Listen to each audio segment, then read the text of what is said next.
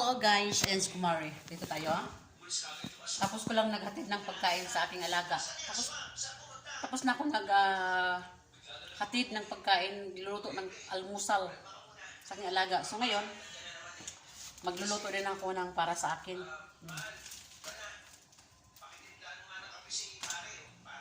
May kanin ako. Bahaw. Ayan.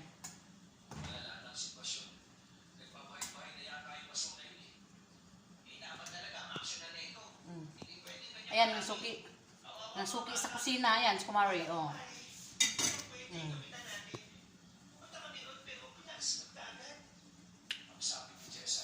Habang nagtatrabaho ay nakikinig ng drama.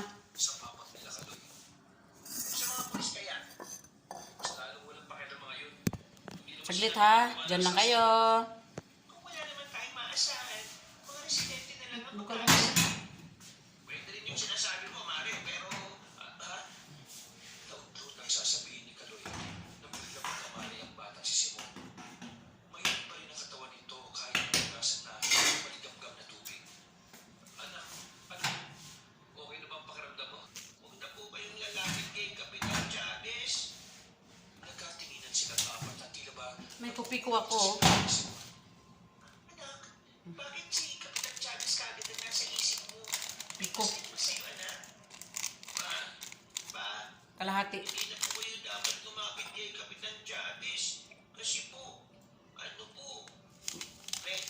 Kanya talaga mga bata kapag Pero nakainom na ako ng tubig, isang baso. totoo sinasabi ko, Kaloy, si Kapitan Chavez ay hindi mabuti. Isa siya masama. Kalahati. Si Kapitan po, aswang. Tama na to. Ang mag-asawa sa kanilang narinig. Hindi nila alam kung bakit sinabi ng bata. Pero bakit nila Tanggalan ko ng tubig. pangkaraniwan sa nangyayari? Simon, anak, Ano na siya? hindi ka na ako makuha ng aswang kanina. Pero natakot ko sa akin ng aswang. Ganun din po si Kapitan. Takot po sa akin ng mga aswang. Sabi ng matandang nakausap ko noon nakaraan, ililigtas ko raw po ang mga batang katulad ko. Dahil sa mga sinabi ni Simon, ay sinubukan na lamang sakyan ni Francis ang sinasabi. Sinabukan na sinasabi niya, kaya hindi siya nilalaman. Maayos po siya tingnan. May alas po sa katawan. Mukhang Yan. maraming pera. Pero ang sabi niya, isa daw siyang instrumento ng kabutihan. Nararamdaman ko po eh. Pero karamihan sa kanila, po ni Kapitan, naamoy ko po siya. Malansin ko rin ng aswang eh. Aswang. Mukhang may kakaibang kakayahan to kanina. Talagang, pare, anghel talaga yung pamahain na kausap natin dati. Pinihayaan niya na kakaibang kakayahan yung anak ko. Magkahalong kabahatuwa ang nararamdaman ni Francis. Yun lang ang kainin ni Kumari. Kinakabahan sila dahil batid nilang hindi magiging normal ang buhay ni Simon. Tuwa dahil sa murang edad, ramdam na mag-asawa na si Simon ang magiging pag-asa ng bayo laban sa mga sinasabi nitong aswang. Kailangan pong makulong si Kapitan Chavez. Masama po siya eh. Aswang po siya. Pag ubusin kay, mahirap na. Kasi Pag ubusin, baka maalat siya. hindi natin sila pwedeng ipakulong. Hindi ako pwede sa maalat, sa matamis, hindi pwede. Ngayon, kailangan mo muna magpahinga. Tamang-tama lang ba? Yung tamang-tama lang siya. Anong paraan? Kunting asin, kunting ding sugar. Kung magkakape ako, wala naman ano. Ay, kunting sugar lang siya, yung kape, yung 3-in-1. Pagkatapos Pag inom ako ng tsa, walang asukar. Kaloy sa tapat. Tahimik lamang sila napapaisip. Pagluto kami ng gulay, kunting asin lang talaga, ganyan lang siya, oh. Isang patak. Ano pare, hindi ko akalain na ito na pala yung sinasabi. May dahilan kayo kung bakit Kasi yung mga alaga ko, hindi pwede yun na sobra-sobra kasi. napakalinis na kalooban niya at mababait din yung mga magulang. Tapos, may gwapo pang ninong. Sinabi ko pa talaga sa Ito lang kainin ko, may nasarapan tayo. Pagpapagod Tapos maglinis na naman ulit. Di bata pa si Simon pre. Dapat naglalaro lang siya.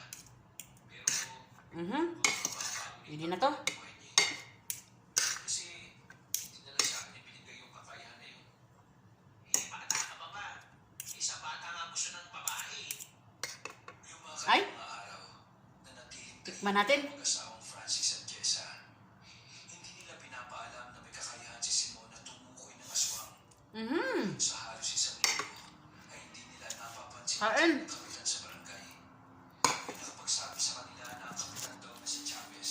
May kape man ako. Wala nang nainis sa kapitan.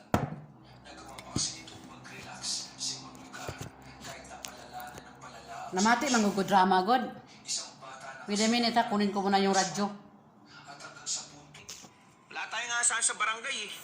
Wala yung kapitan natin. Pre naman, Mati, hindi mo ba naiisip? nakikinig ako sa drama. Kapag maraming nakakaalam ng kakayahan ng anak ko, eh mas magiging magulo. Kain. Lalo na yung buhay niya. Parang pupunta sa bahay. Pagkain ng parang pambansang ano, OFW kaya yung dito naman, sa Middle East, baka lalo iwan ko siyang lang sa ibang panginitan lugar. ng aswang. Eh, Ang hindi mo drama ba aswang. naiintindihan, pre? Agay. Sabi nga ng anak mo, Unya na ka iniiwasan ba? siya ng aswang. Takot sa kanya. Ang alaga na pusa, Kita si mo nga, Carmelita. Nung dali niyo si Simon sa barangay noon, natakot Wait si a minute Kapitan. ha, wait a Ayun, minute. umalis. Putor. Hindi sugol. Sugol. Indomie.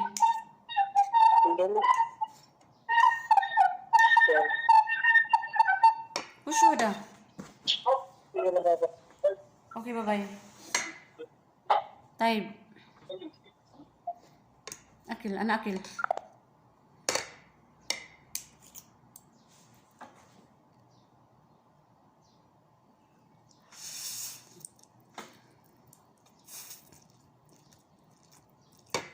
Tumpal.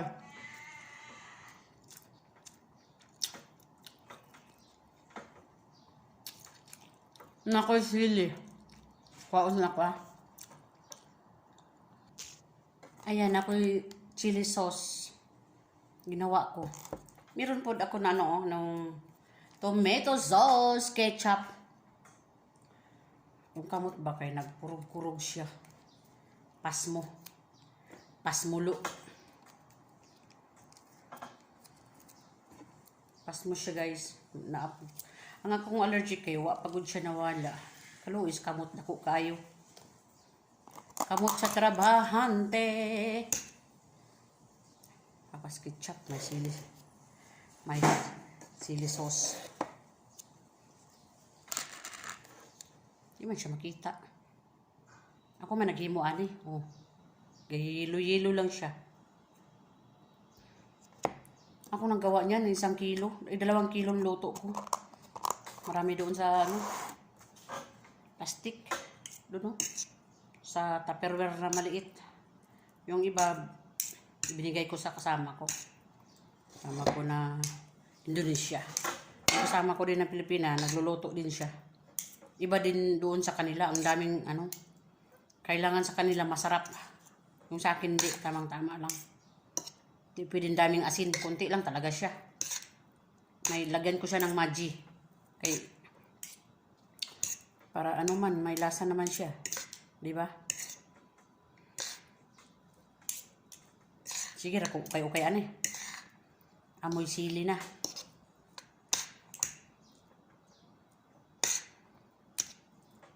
Paano mawala yung allergy ko kapag may binabawal kakainin? Nako, matigas talagang ulong Pilipina. Napo ko'y kape. Kopi ko manisiya. Dili siya matamis. Tapos ano, pait-pait siya. Okay.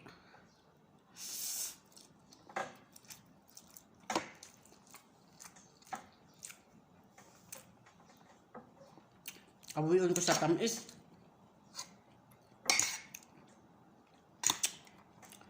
Halang yun siya, dulot ka is dila. Sobrang anghang.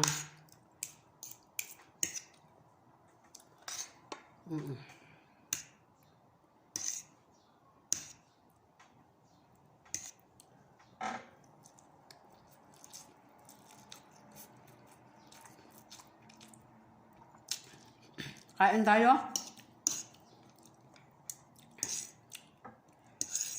Dalawa to. Maubos ko to.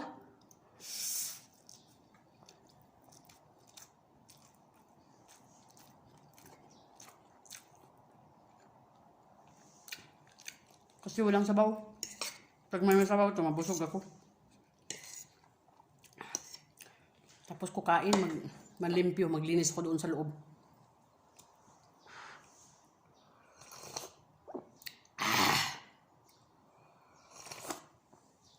Manghang, tapos mainit. Masakit sa dila.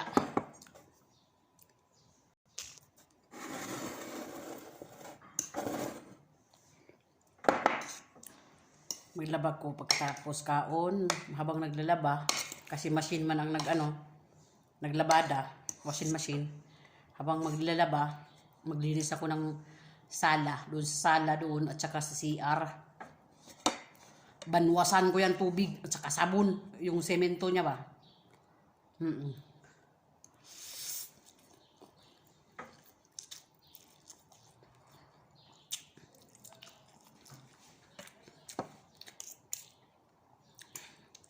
Kahit saan may alikabok. Sa bahay sa kabila. Bahay ng alaga kong lalaki. Dito naman sa alaga kong babae. Dito naman sa kusina. Ang laki-laki ng Pagkatapos doon naman sa labas, sa ground. Sa akin pa sa taas. Up and down.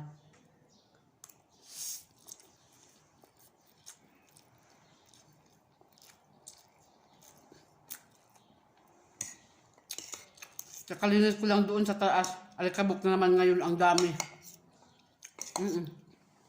Galing sa taas hanggang sa baba. Hagdanan hanggang sa kwarto dyan, oh. Yung may freezer.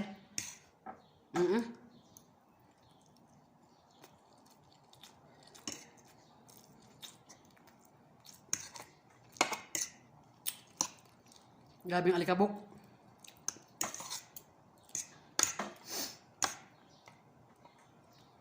Ting-init na naman. Mga siguro, matagal to ang mainit na panahon. 6 months. Ngayon, hindi pa masyado. Pag, pag June, July, sobrang init yan.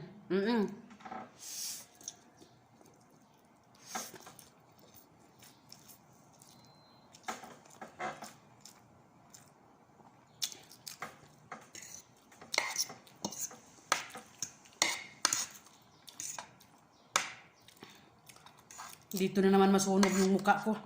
Masusunog naman siya. Again. Sunog yan. Kasi that time nasusunog talaga sa sobrang init. Natanggal-tanggal na nga siya. Pero meron pa naiwan. Tagal.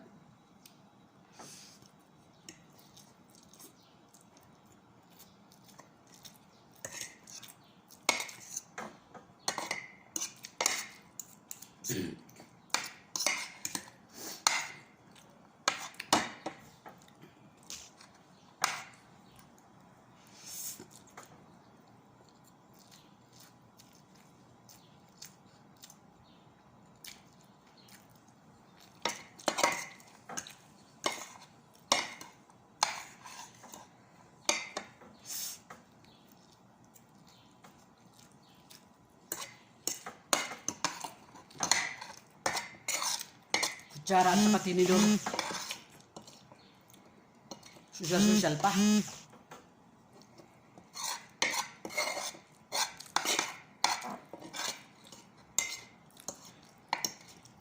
Ngayon lang.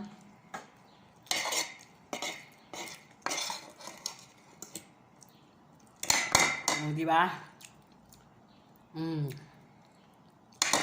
Di ba? Content na yan. Kape naman tayo. Halang kaya kong dila. Subang hanghang dito.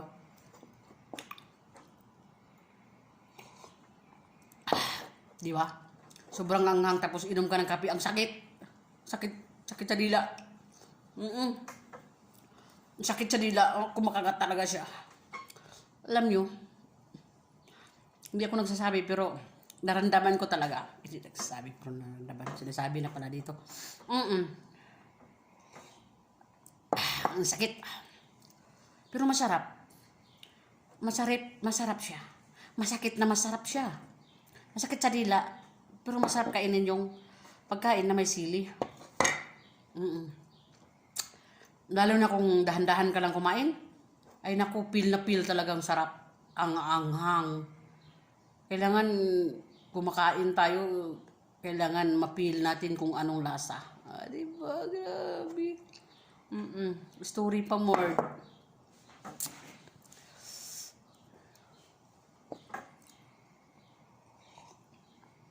Ganyan talaga. Pag wala kang istorya sa buhay, wala kang mai-content. Oo, di ba? Kung wala kang istorya sa buhay, wala kang mai-content. Silokon pa gito siya, oh.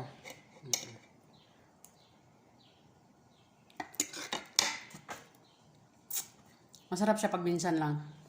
Pag wala siyang kumbaga, kung gusto mo ng pinatuyo, pwede. Gusto mo ng sabaw, pwede rin. Alhamdulillah, sukran. Busog man ko.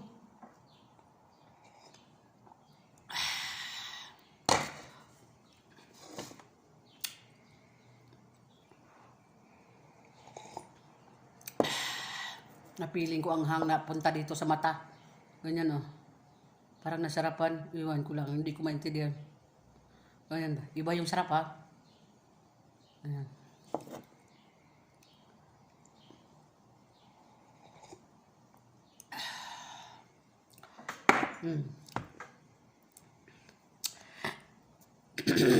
Sorry. Bye. Medyo may siya. Sorry. Kumakain tayo ng ganito, uminom tayo ng maraming tubig. Bakit kaya mauuhaw? Pag kumakain ako ng ganito, nauuhaw ako lagi. Feeling ko na parang yung kinakain ko na ganitong Indomie, yung Maggi. Parang siya ba? Yung lagi akong nauuhaw. Yung Indomie ba sa ilalim niyang tiyan ko ay nagaganyan siya. Nagdami, naglubo kasi sa sobrang daming inom ko ng tubig. Nauuhaw na lang talaga ako. Oy, ganon. Oo. Sige na. Okay na mga guys. Thank you for watching mga guys. Bye-bye. Daghan salamat.